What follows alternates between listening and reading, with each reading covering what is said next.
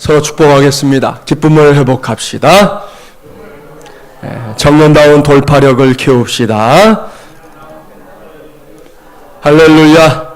오늘 2015년도 성령 강림 주일입니다. 교회의 절기로서는 매우 의미심장한 절기인데요. 오늘도 저는 기쁨을 회복시켜 주소서라는 큰 주제하에 하나님의 말씀을 전하려고 합니다. 오늘은 22번째 시간으로 성령 충만한 삶을 구합시다 라는 제목으로 하나님의 말씀을 전하려고 합니다. 앞서 말씀드린 대로 오늘은 성령 강림 주일입니다. 성령 강림 주일은 2000년 전에 저 예루살렘 마가의 다락방 바로 그곳에 이 강림하셨던 성령의 역사를 떠올리면서 그날의 은혜를 새롭게 누리는 절기입니다. 이렇게 의미 있는 절기이기 때문에 1부, 2부, 3부 예배 시간에는 성령의 역사에 관한 말씀을 전할 것이고요. 오후에 있게 될 우리 삼중주로 드려지는 예배 시간에는 성령 하나님의 역사를 간절하게 구하는 성령 대망 기도회로 모이려고 합니다. 부득이한 분들은 어쩔 수 없겠지만 가능한 분들은 함께 오셔서 우리 함께 기도함으로 성령 충만함의 은혜를 경험하게 되기를 바랍니다. 그런 의미에서 오늘은 저와 여러분 모두가 성령 하나님과 더욱 친밀해지는 은혜의 주일이 되기를 주님의 이름으로 축복합니다. 여기서 먼저 질문하겠습니다. 성령 충만이란 무엇일까요? 종종 저와 여러분이 성령 충만을 이렇게 말하기도 하고 또 들을 때도 있는데 도대체 무엇을 성령 충만이라고 말하는 걸까요? 오늘은 이 질문에 대해 우리가 관심을 집중해야 합니다. 왠지 아시겠습니까? 성령 충만이 우리의 신앙생활을 가늠하는, 특별히 성패를 가늠하는 중요한 잣대이기 때문입니다. 예수님께서는 이와 같은 사실을 너무나 잘 알고 있었습니다. 누가복음 24장 49절 말씀을 보면 주님께서 부활하시고 이제 승천하시기 직전에 남긴 귀한 말씀이 기록되어 있습니다. 볼지어다 내가 내 아버지께서 약속하신 것을 너희에게 보내리니 너희는 위로부터 능력으로 입혀질 때까지 이 성에 머물라. 아멘. 사랑하는 마중물이라는 가족 여러분, 무슨 말씀입니까? 예수님과 동고동락했던 제자들마저도 그들의 힘과 능력만을 가지고서는 저 세상에 나가 아무것도 할 수 없다는 말씀입니다. 그만큼 세상이 만만하지 않다는 것이지요. 요즘 우리가 사는 세상을 잠시만 들여다보십시오. 조금만 한눈 팔면 어찌 될지 모르는 일들이 널려 있는 그런 세상에서 우리가 살고 있습니다. 그래서 주님께서 말씀하시는 거예요. 너희는 위로부터 능력으로 입혀질 때까지 이 성에 머물라. 이것이 주님의 당부입니다. 먼저 성령의 충만함을 입은 다음에 세상에 나가 당당하게 승리를 취하라는 말씀이지요. 이러한 주님의 당부를 기억하고 이제부터 성령 충만에 관한 말씀에 귀를 기울이기 바랍니다. 본문 가운데 18절 말씀을 함께 봉독해 보겠습니다. 18절입니다. 술 취하지 말라. 이는 방탕한 것이니 오직 성령으로 충만함을 받으라. 아멘. 여기에 성령 충만이라는 말씀이 있습니다. 이 말씀에서는 성령 충만에 대한 설명 이전에 먼저 오직이라는 단어에 유의해야 합니다. 오직은 헬라어로 말하면 알라라는 단어를 번역한 건데요. 이 말씀이 매우 중요합니다. 이 단어는 이 단어 이후에 나오는 것, 그것을 제외하고는 그 어떤 것도 다 이렇게 배제해버리는 그런 단어입니다. 쉽게 말하면 우리 성령 충만을 받으라 하는 말씀은 하나님의 자녀들의 삶에 있어서 성령 충만이라는 것만큼 중요한 것이 또 없다. 그런 뜻입니다. 그렇습니다. 이 길 외에 다른 길이 없습니다. 성령으로 충만한 삶이 아닌 다른 것에서 삶의 방법을 얻고자 하는 것은 바람직한 그리스도인의 자세가 아니라는 말씀입니다. 이것이 오직이라는 단어의 중요한 뜻입니다. 옳습니다. 오직 성령 충만을 받아야 합니다. 그래야 우리의 삶이 하나님께서 주시는 풍요로움으로 가득 찰 수 있는 것입니다. 성령 충만은 이렇게 중요한 신앙의 관건이에요. 그런데 이제 여기서 한 가지 더 살필 것이 있습니다. 그것은 성령 세례와 성령 충만의 이 차이점입니다. 한국교회 안에 이 문제에 대한 오해가 꽤 오랫동안 있었습니다. 성령 세례와 성령 충만을 이제 혼동하며 쓰는 경우가 있는가 하면 이 둘의 의미를 애매모호하게 가르치는 경우들도 있습니다. 시간 관계상 장황하게 말씀드릴 수는 없고요. 요점만 말씀드립니다. 먼저 로마서 8장 9절 말씀을 읽어드릴게요. 만일 너희 속에 하나님의 영이 거하시면 너희가 육신에 있지 아니하고 영에 있나니 누구든지 그리스도의 영이 없으면 그리스도의 사람이 아니라. 아멘. 이 말씀에서 그리스도의 영 혹은 하나님의 영이 무엇입니까? 바로 성령 하나님입니다. 그렇다면 누가 하나님의 자녀입니까? 성령을 받은 사람이지요. 성령 하나님이 주시는 세례를 받은 사람이 하나님의 자녀요 그리스도의 사람이라는 것입니다. 이것은 매우 중요한 문제입니다. 제가 아는 한 교회에서 젊은 집사님 한 분이 이제 장로로 선출되는 일이 있었습니다. 감사할 일이잖아요. 그런데 이분이 한사코 자기는 장로가 안 되겠다고 해서 그 교회 목사님을 아주 애를 태우고 있었습니다. 한 번은 외부에서 강사 목사님이 오셨기에 담임 목사에 부탁한 거예요. 아니 이분이 이번에 임직을 받아야 되는데 저렇게 안 받겠다고 하니 강사 목사님 좀 꾸짖어 달라고 이야기를 했어요. 그래서 강사 목사님이 목사님 속 그만 썩여드리고 임직을 받으시라 그렇게 권면했습니다. 그때 그분이 기가 막힌 이야기를 하는 거예요. 과거에 저는 공부를 참 잘했습니다. 그래서 좋은 대학도 나오고 사회적으로도 굉장히 출세한 공인 회계사가 되었습니다. 많은 것을 갖추고 있어서 이 정도로 사회적인 안정을 얻었으면 이제 40이 되기 전에 종교 하나쯤은 가지는 것이 좋겠다 생각을 했습니다. 그래서 이제 집 근처에 있는 교회를 나가게 되었다는 거예요. 교회를 한 3년쯤 다니니까 교회에서 집사를 시키겠다고 하더랍니다. 저는 집사고 뭐고 안 하겠다 했습니다. 그랬더니 교회에서 자꾸만 적당히 부를 호칭도 없고 하니 부르기 좋게 집사를 하라고 해서 마지못해 집사가 되었다는 겁니다. 이분이 공인회계사인 터라 교회 일꾼이 부족하니까 교회 재정부의 일을 맡겼습니다. 재정부 일을 맡아서 깔끔하게 잘 해냈습니다. 그런데 교회 재정 일을 보다 보니 교회가 하는 일은 많은데 재정이 많이 부족한 것을 알게 됐어요. 자기가 좀 여유도 있고 넉넉하게도 하니까 좋은 일이 그냥 헌금한다 생각하고 교회가 뭐 일이 있을 때마다 헌금도 좀 많이 했다는 겁니다. 그러다가 이제 서리집사도 되었는데 그 뒤에는 안수집사도 되었다는 거죠. 이제는 장로까지 선출이 되었다는 겁니다. 그런데 문제가 생겼다는 거지요. 그분의 직접적인 고백, 자기는 예수님을 안 믿는다는 겁니다. 자기는 예수님을 못 믿겠다는 겁니다. 전혀 예수님을 안 믿는 사람으로 어떻게 안수집사까지는 했지만 양심상 장로는 절대로 할 수 없다고 하면서 목사님들 앞에서 엉엉 울더라는 거예요. 무슨 이야기인지 아시겠죠? 이런 일이 얼마든지 있을 수 있다는 겁니다. 그래서 꼭 필요한 것이 뭐냐? 성령 세례를 받는 일입니다. 그래야 비로소 하나님의 자녀가 될 수 있기 때문입니다. 그렇다면 여기서 이제 질문이 생길 겁니다. 내가 성령 세례를 받았는지 안 받았는지 어떻게 알 수 있지요? 하는 질문 말입니다. 이에 대해서는 확실한 답이 성경에 있어요. 고린도전서 12장 3절 한번 찾아보세요. 신약 277조. 오늘 이후에는 이 고민을 하는 사람이 이제 없기를 바랍니다. 고린도전서 12장 3절 말씀 277조 같이 봉독해 볼까요? 12장 3절 말씀입니다. 알리노니 하나님의 영으로 말하는 자는 누구든지 예수를 저주할 자라 하지 아니하고 또 성령으로 아니하고는 누구든지 예수를 주시라 할 수 없느니라. 아멘. 할렐루야. 이것이 해답입니다. 누가 성령 세례를 받은 사람입니까? 예수 그리스도 우리 주님을 나의 주님이요 나의 하나님으로 진실되게 고백하는 사람입니다. 이것이 정답이에요. 간혹 잘못 가르치는 경우가 있어요. 뭐 교단에서는 성령 세례란 적어도 방언의 은사를 받은 상태다 그렇게 가르칩니다. 이러한 외부적인 증거가 있어야 그것이 성령 세례를 받은 것이라고 가르치는 것이죠. 그래서 그 교단에서는 방언의 은사를 받지 못한 사람은 우리 교회로 말하면 목자도 못합니다. 시켜주질 않습니다. 그러나 이것은 억측이라는 것이죠. 성경적인 가르침은 아닙니다.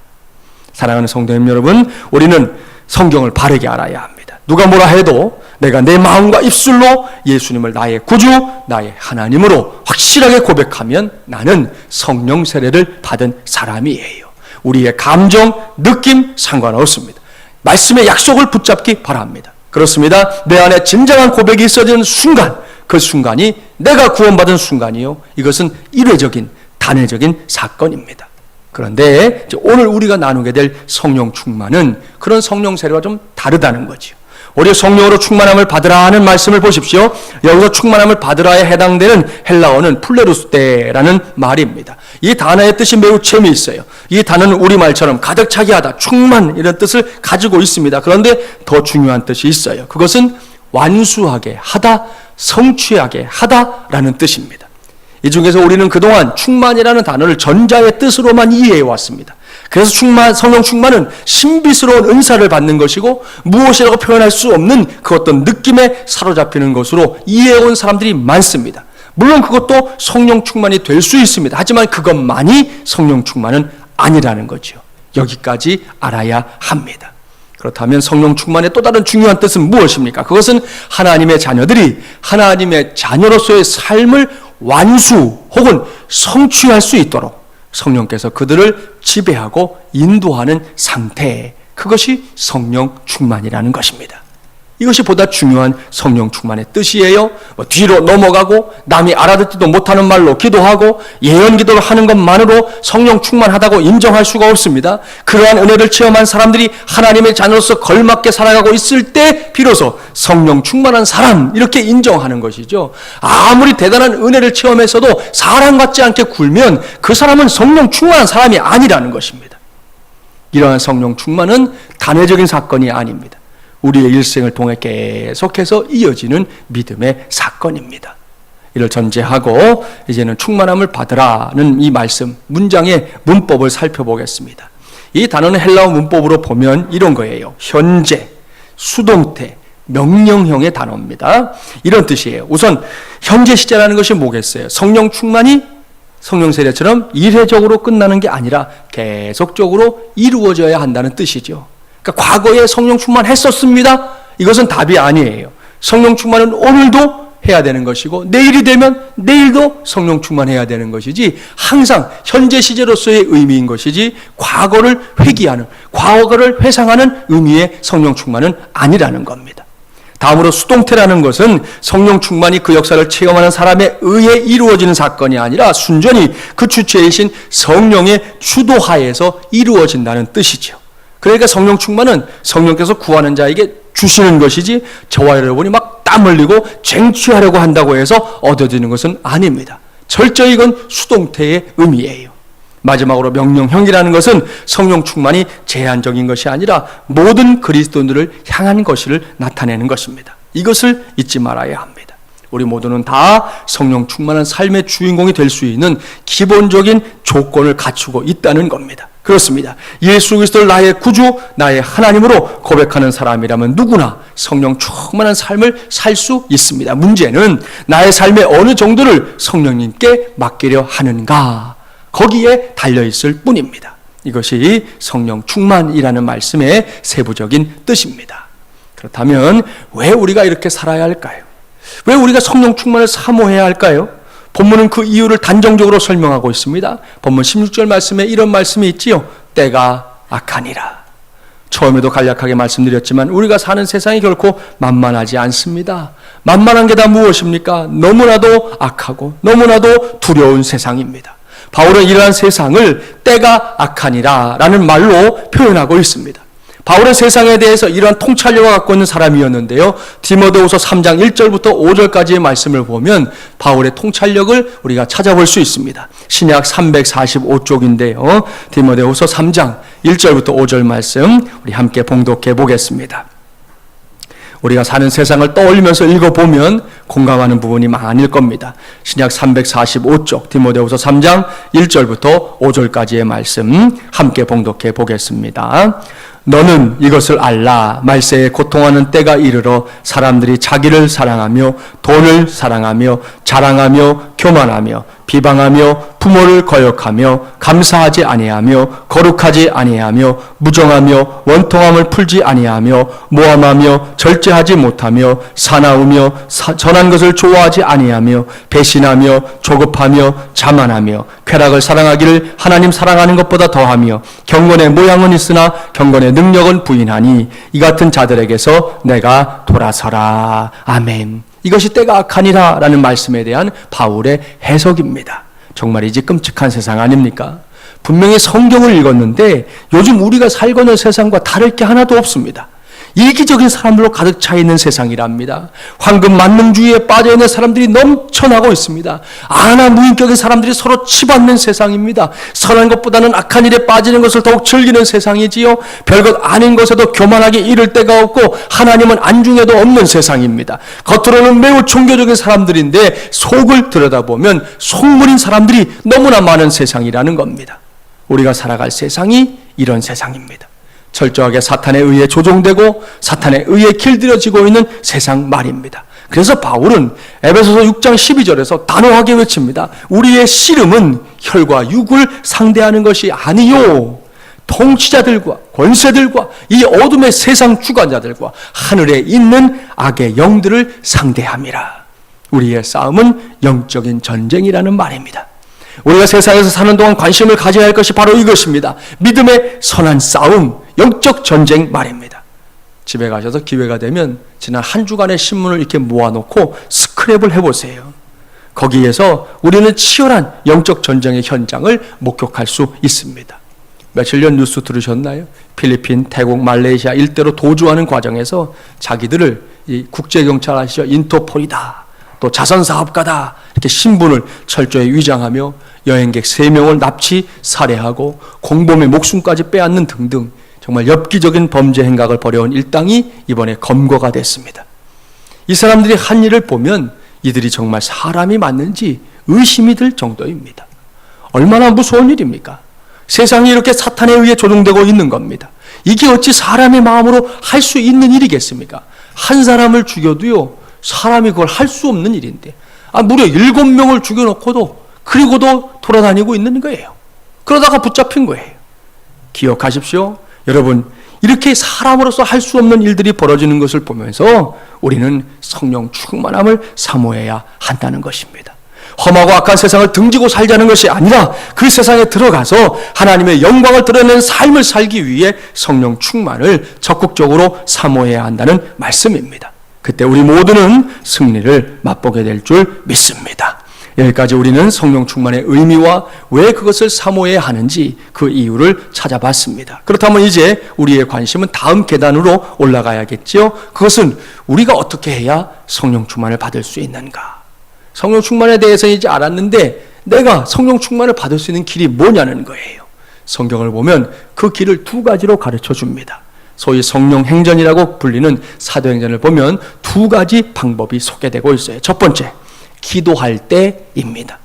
사도행전 2장에 성령 강림의 역사가, 최초의 성령 강림의 역사가 기록되어 있죠. 그렇다면 그러한 역사가 일어나기 전에 어떤 일이 있었습니까? 사도행전 1장 14절 말씀에 따르면 마가의 다락방에 모인 사람들이 오로지 기도에 힘쓰더라 라고 기록하고 있습니다.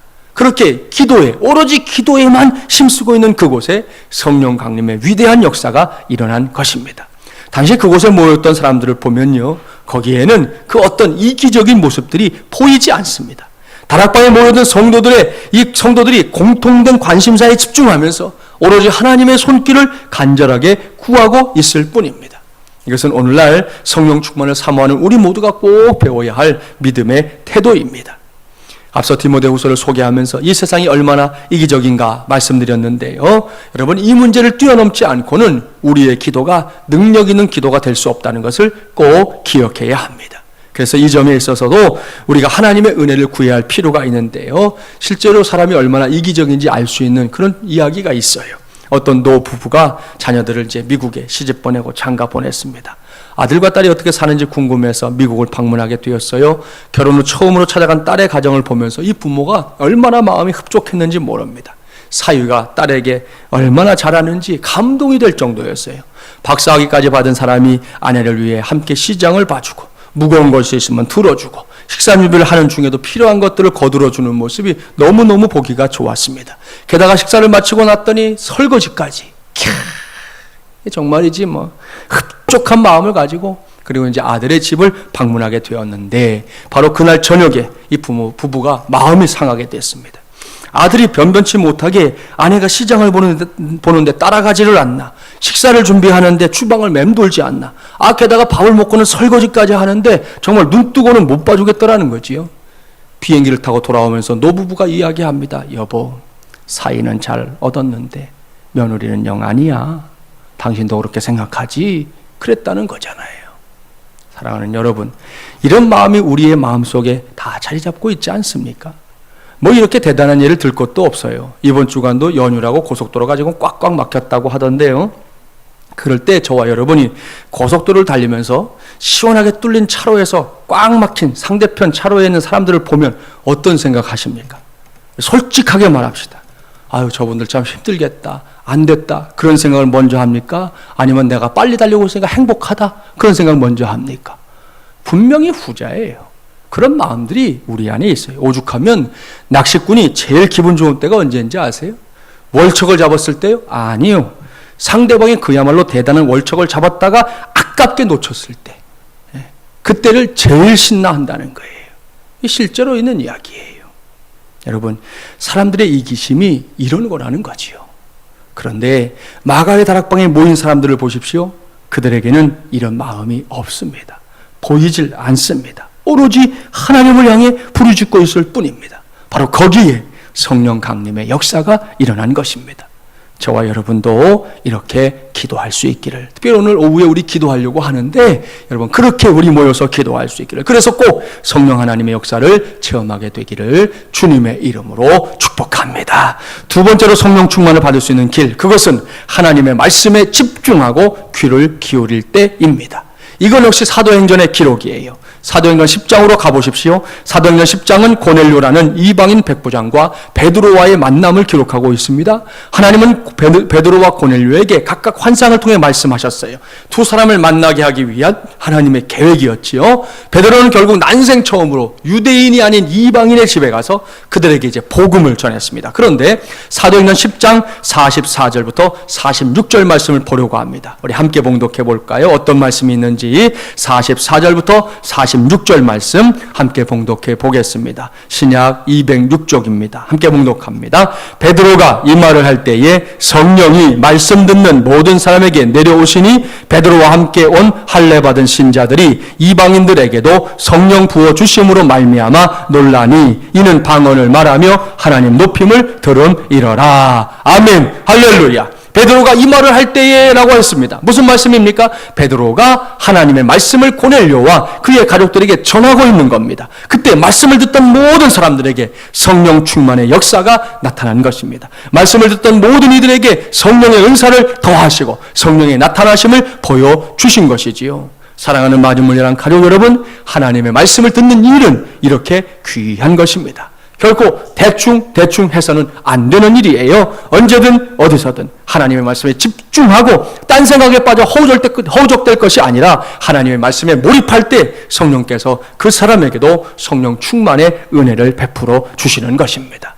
저에게도 여러분에게도 이러한 은혜의 체험들이 계속되기를 간절히 바랍니다. 이렇게 두 가지가 성령 충만을 받을 수 있는 길이에요. 아무쪼록 이 두 가지, 다른 것은 몰라도 기도하는 것과 말씀을 사모하여 듣는 일에 있어서만큼은 타의 추종을 불허하는 우리 마중물이라는 가족들이 되기를 주님의 이름으로 간절히 축원합니다. 이제는 성령 충만 역사의 마지막 단계를 살펴야 합니다. 그것은 성령 충만을 체험한 이후에 우리 안에서 일어나는 가장 큰 변화입니다. 그것이 무엇일까요?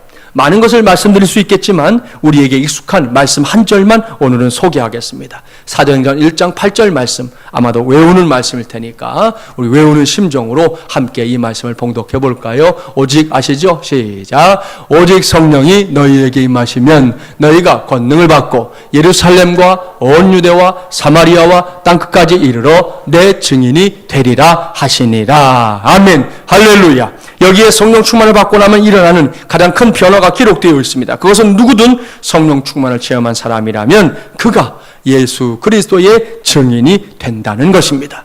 예루살렘과 온 유대와 사마리아와 땅끝까지 이르러 내 증인이 되리라. 저는 이 말씀을 예수님을 자랑하고 싶은 삶으로의 변화라고 표현하고 싶습니다.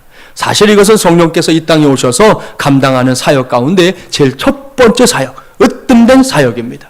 종종 성령의 사역에 대해 오해하는 사람들이 있잖아요. 성령 하나님을 금 나와라 뚝딱, 은 나와라 뚝딱 하는 도깨비 방망이 정도로 여기는 것입니다. 아닙니다. 그것은 착각 충만입니다. 그렇습니다. 성령 충만의 최고 목적은 예수님을 자랑하게 하는 것입니다. 사도행전을 보십시오. 성령행전이라고도 불리는 28장 전체가 바로 예수님을 자랑하는 사람들에 관한 기록들입니다. 초대교회 사도들, 성도들, 그리고 다메섹으로 가는 길에서 예수님을 만나고 성령 충만을 체험한 바울, 이들 모두가 예수님을 자랑하고 싶어 안달이 났던 사람들이었습니다. 그들은 어디를 가든 예수님을 자랑했습니다. 누구를 만나든 예수님을 자랑했습니다. 어떤 상황에서도 예수님의 이름을 높이고 자랑하는 일을 소홀히 하지 않았습니다. 아니, 소홀히 할 수 없었습니다. 왜요? 그들에게는 성령 충만의 역사가 있었기 때문입니다.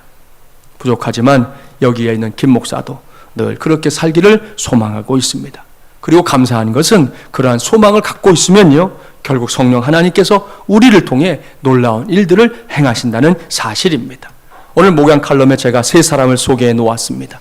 그분들 중에 두 분은 우리 교회 집사님들의 부친들이에요. 오늘은 말씀과 관련도 있고 또 그동안 우리가 그분들을 위해 기도는 했는데 얼굴도 알지 못하고 있었기 때문에 앞으로는 기도할 때 그 얼굴을 좀 떠올리면서 기도하면 좋겠다 하는 생각으로 그분들을 소개하려고 합니다. 먼저 정문숙 집사님의 부친이신 우리 정만석 아버님입니다. 어제도 만나 뵙고 왔는데요, 지금 병상에서 매우 힘겨운 시간들을 보내고 있지만 목사가 가면 얼마나 반겨주시는지 모릅니다. 전에는 기도해드리면 그저 침묵하고 있었는데 요즘은 기도를 하면 함께 기도에 마음을 실어서 아멘, 아멘 하시는데요, 그럴 때마다 제 안에서는 울컥거리는 마음이 생기곤 합니다. 지금까지 우리 교회 단 한 번도 나오지는 못했습니다. 그러나 복음에 대해서는 완전히 마음문이 열렸어요. 천국의 소망도 확실하게 고백하고 있습니다. 어제는 부인되는 권사님이 옆에 앉아서 이제 이런저런 이야기를 하는데 병원에 벌써 몇 달째 계시는 거거든요. 병원에서의 시간이 길어지니까 이 어른이 낙심이 될까 걱정이라고 딱 이렇게 말했어요. 낙심이 될까 걱정이에요. 그때 이 아버님이 뭐라고 했는지 아십니까? 아니, 내가 낙심하지 않는다는데 왜 당신이 낙심을 얘기해? 난 낙심하지 않아. 이러시는 거예요. 그러다가 이번에는 권사님이 몇 달째 병간호를 하다 보니 지친다고, 집에도 한 번쯤 가고 싶은데 한 번 가질 못한다고 그렇게 이야기했더니 그 말이 끝나기가 무섭게 아버님이 딱 한마디로 말을 이어갑니다. 지치지 말어. 왜 지쳐? 제가 할 말을 잃었어요. 뭐 더 말할 게 뭐가 있겠어요. 너무나 감사했습니다.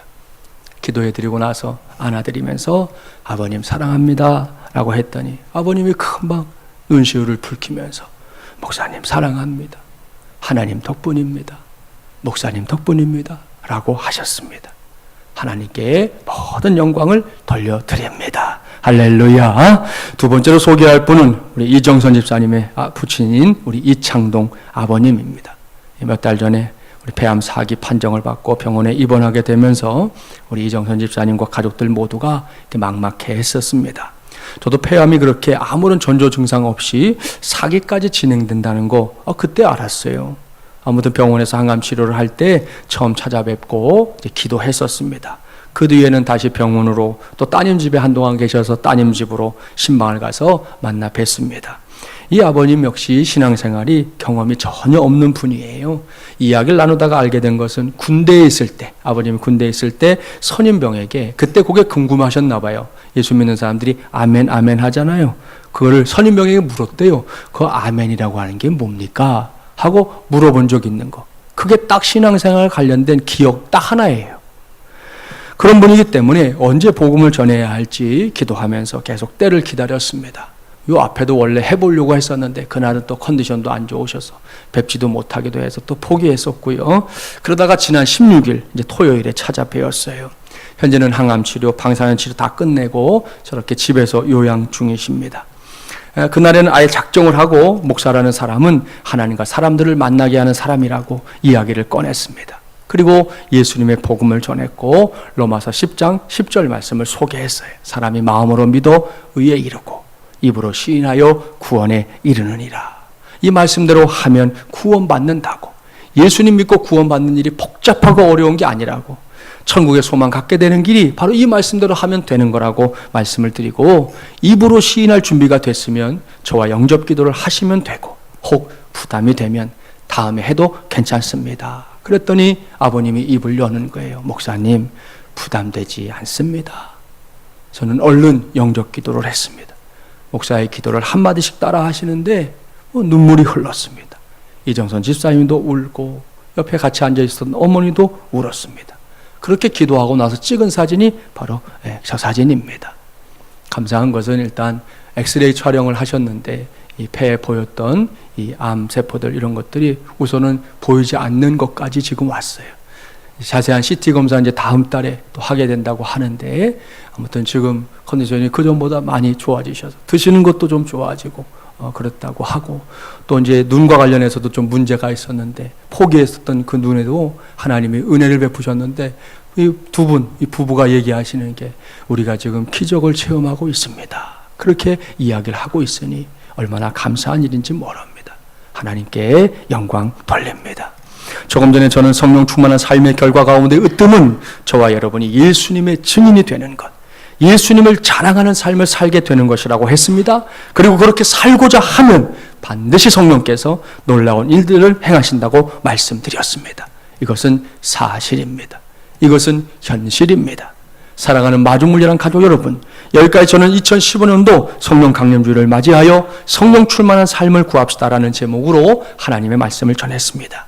다시 말씀드리지만 성령 하나님의 역사가 함께하는 삶, 성령 충만한 삶은 이론이 아닙니다. 막연한 기대감 아닙니다. 사실입니다. 현실입니다. 그러한 삶을 구해야 하는 것입니다. 그리고 신앙생활을 하는 것이니 성령 충만한 삶을 말로써가 아니라 진짜로 살아봐야 하지 않겠습니까? 거기에 신령한 기쁨이 있습니다. 넘치는 기쁨이 있습니다. 환희와 감격이 있습니다. 신앙생활은 그렇게 하는 겁니다. 마지못해서 하는 거 아닙니다. 어쩔 수 없어서 하는 거 아닙니다. 체면 때문에 하는 거 아닙니다. 습관적으로 하는 거 아닙니다. 기뻐서 하는 겁니다. 신바람이 나서 하는 겁니다. 은혜로 인해 하는 것입니다. 하루하루를 성령 하나님과 동행하는 겁니다. 오늘 이후 저와 여러분의 삶이 반드시 이러한 삶이 되어서 우리 하나님께는 영광이 되고 저와 여러분의 삶에는 은혜가 이어지고 기쁨이 이어지는 복된 삶이 되기를 주님의 이름으로 간절히 축원합니다. 기도합시다. 전능하시고 자비로우신 하나님 아버지, 오늘도 하나님의 은혜 감사드립니다. 하나님의 종들이 모인 오늘은 2015년도 성령 강림 주일입니다. 하나님 아버지, 2000년 전 이 땅 위에 오신 성령 하나님의 은혜로 말미암아 오늘날까지 하나님의 교회들이, 하나님의 사람들이 수도 없이 많은 은혜를 누리며 살아왔습니다. 하나님, 그것이 그저 과거로 끝난 것이 아니라 오늘 이 시간에도 계속되는 은혜인 줄 믿기에 오늘 주신 말씀 전하였사오니 우리 사랑하는 마중물리란 가족들 모두가 성령 충만한 삶을 구하게 하시고 성령 충만한 삶을 살게 하여 주시옵소서.